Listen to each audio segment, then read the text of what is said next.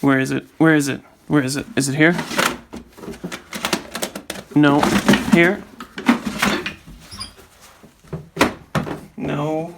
No. Not affirmation. No. No. No. No. Yes!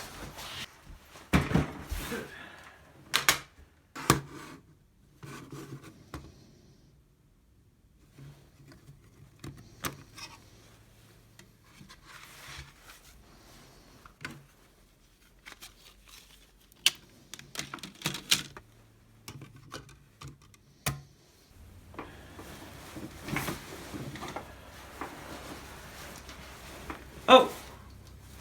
Hey there. Didn't see you there. We don't get a lot of people up here. But anyway, let me tell you about 2 Australians and a Chicken Cherry Cola.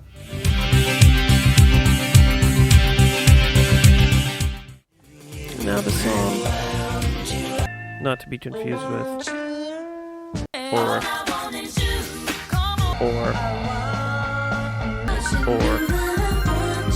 or even no, is by the band Savage Garden. Now you might be asking, well, Savage Garden is Daniel Jones and Darren Hayes. Okay. Savage Garden was a spin-off band of a cover band called Red Edge with Daniel Jones's brother Oliver, along with Jamie and Scott Sullivan, who put out an ad and found Darren Hayes in Brisbane, Australia. Now, if anyone has any songs by them, I would very much like to hear it, and my goodness, I cannot for the life of me find a single sample of their music. But, anyways, Savage Garden broke away from Red Edge when wanting to make original music, and Savage Garden themselves only really had 2 albums, but they made a massive mark on the industry. And me too, but that's besides the point. Oh my god, I love Australia! Oh my god, Bluey! But like, imagine 9-year-old me, and you hear this guitar riff come in. And it hit hard. Oh my god! I didn't even watch Rosie O'Donnell's talk show. That became obsessed with it, you know? And I never even knew what JoJo's Bizarre Adventure was. All that I need to, I want to, come stand. And I think that came later. But if someone can find me a decently priced copy of Savage Garden's greatest hits album with the Japanese specific cover, please let me know.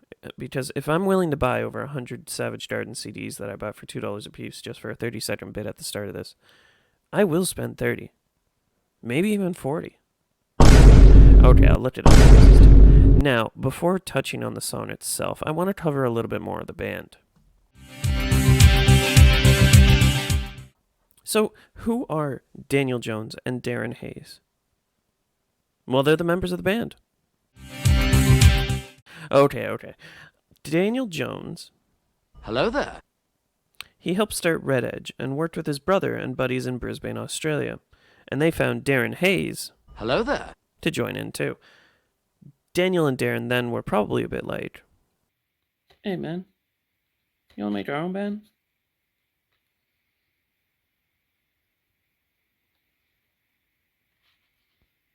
Yeah, alright. Now Darren Hayes. Hello there. He's the singer. Great voice, amazing hair, dealt with a troublesome upbringing, questioned his sexuality for most of his life, even when married to his first wife, which he wrote truly, madly, deeply about. But that's not the song we're talking about!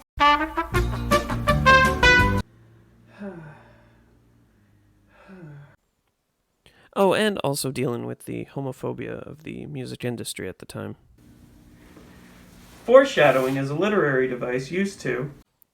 And after Savage Garden, Darren then released 6 solo albums since the band's disbandment in 2001, with his most recent release being Homosexual in 2022. Why are you gay? Who says I'm gay? You are gay.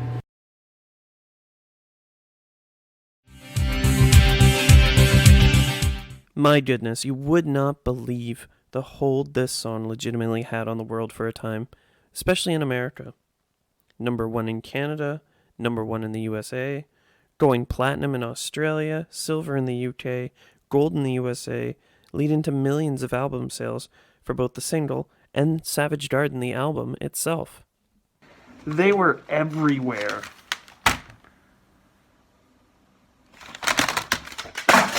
Now, everyone from that era of the 1990s knows the lyrics to My Heart Will Go On, or they could play it on the recorder. And many of you know the moves to the Macarena.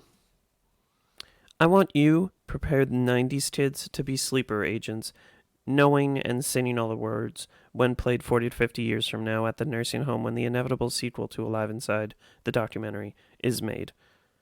Darren sings this in his wonderful sing-song rap kind of way, alongside Daniel on the excellent instrumental. First off, the fact that it's sung so quickly.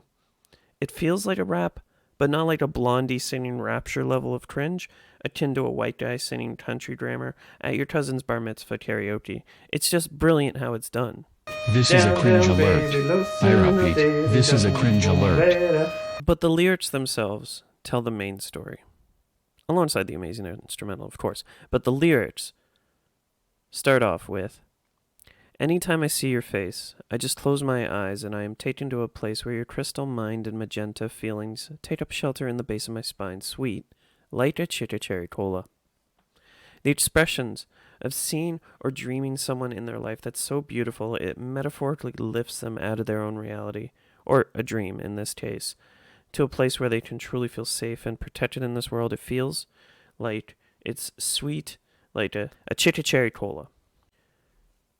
Continuing on, I don't need to try to explain, I just hold on tight, and if it happens again, I may move so slightly to the arms and the lips and the face of the human cannonball that I want to. And so it feels so in that moment that Darren, as our protagonist in the song, would physically or psychologically keep them and embrace them. And just as a human cannonball to a pool of water, he wants to jump right into this, wanting this and needing this. And of course, going into the pre-chorus and the chorus presents the full point of the argument and of the song itself.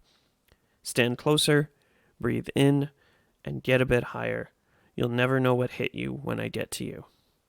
Not only does Darren feel this individual is his infatuated interest in the moment, but also Darren is ready to rock their world, at least in this metaphorical sense. I want you, I don't know if I need you, but I'd die to find out. He sees them, he wants them, doesn't know if it's only for a moment or forever, and if there is reciprocation, he won't know it till he finds out. So going into the second verse, I'm the kind of person who endorses a deep commitment. Getting comfy, getting perfect is what I live for. But a look and a smell of the perfume, it's like I'm down on the floor and I don't know what I'm in for. He's showing that self-awareness, whether it's in a dream, which it is, which I'll explain. The self-awareness that he claims to be in an ideal relationship and relationship values, feeling that his life is meant to be comfy and a monogamous one. But when Darren, in his own words, sees and well smells this dream of his, well, he kind of questions that. Now, continuing into the second verse, conversation has a time and a place in the interaction of a lover and a mate, but the time of talking, using symbols, using words, it can be likened to a deep-sea diver who is swimming with a raincoat. This one's lyrics, I still don't know who specifically this is talking about, but from reading and rereading it, it feels like this is talking about a communication and a miscommunication. I do love the simile that a miscommunication can be similar to the diver swimming with a raincoat. I'm very curious who of the two wrote that line. Now, the big question, though, is this about communication in a monogamous, relaxed relationship, or is this the dream person Darren has strong sex appeal to? I think Darren's the only one that truly knows, and I feel it's the former, though. I mean, every relationship has its troubles in communication, and when you're the one like Darren, in the midst of questioning themselves at the time, this miscommunication must have been massive to him. Which again leads into the pre-chorus and chorus, which again says it for itself. As the first verse repeats, this is all we have on the professionally recorded version of the song. It was very interesting, especially in the musical bridge, where almost bongos sort of play, along with this unintelligible bit right here. Now, if you can tell me what that's saying, I would be very interested. Somehow it all fits together. Music, lyrics, melody, instrumental, even this bit.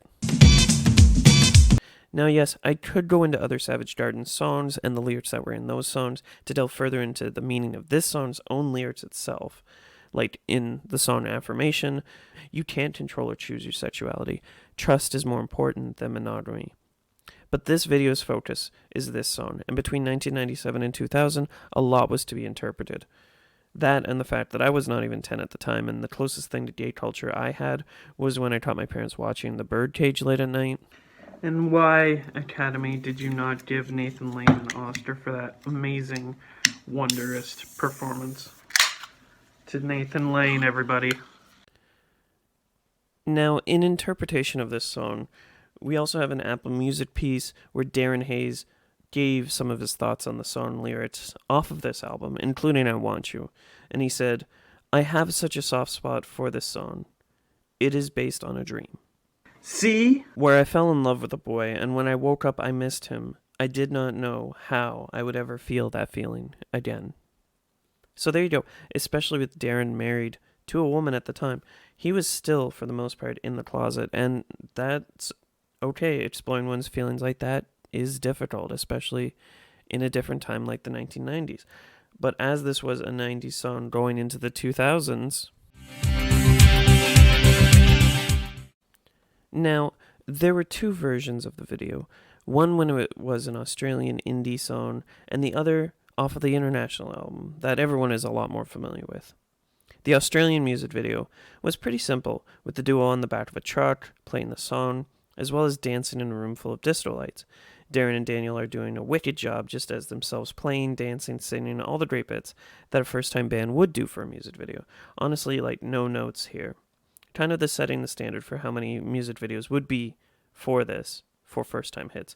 Also, that kind of video where riding in the back of a pickup truck playing music was kind of the style at the time. But this video isn't just how you know them. It was when the studio got famous music video director, at the time Nigel Dick, involved.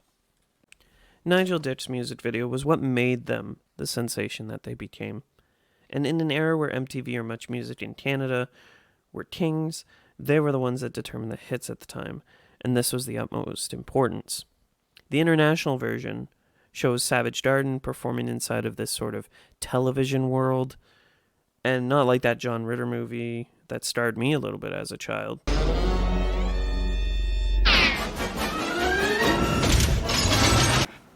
And it might have done something for some people. Wait a minute. Shit.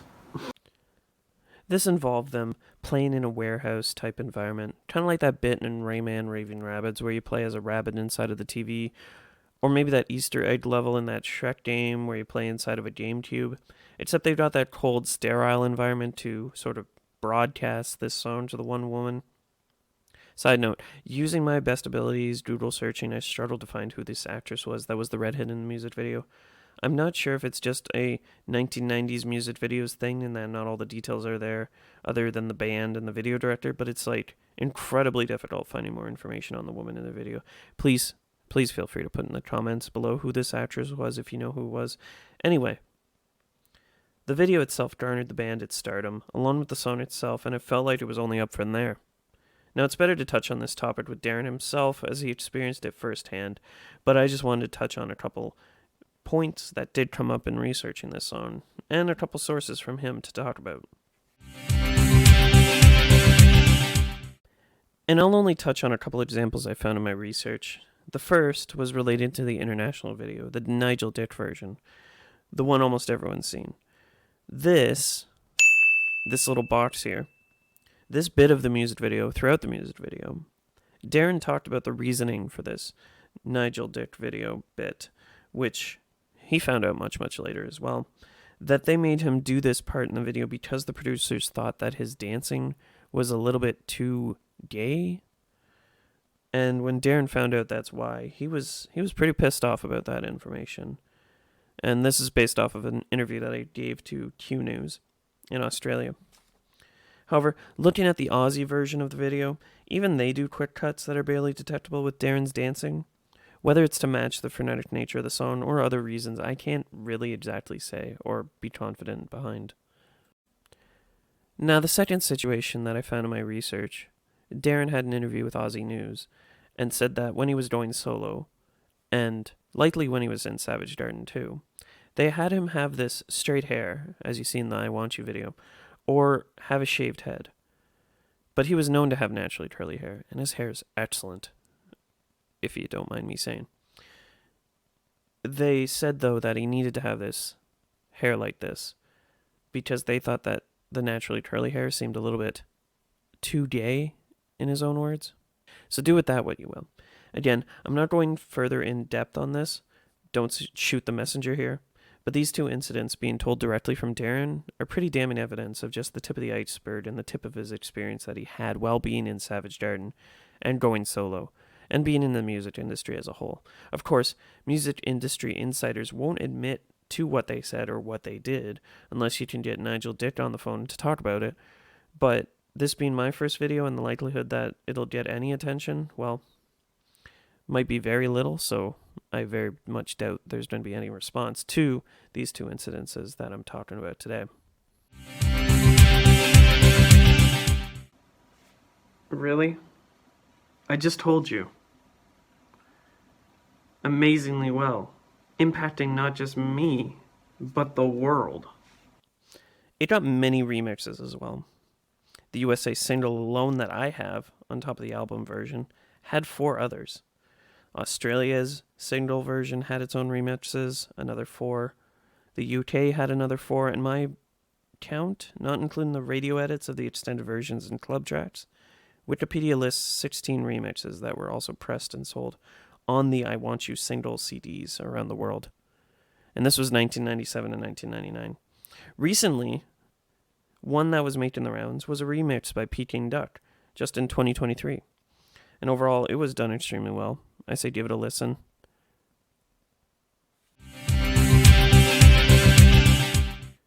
And in a nutshell, that was a short discussion of one of the big bops that shaped me as a child in the 1990s, I Want You by Savage Garden.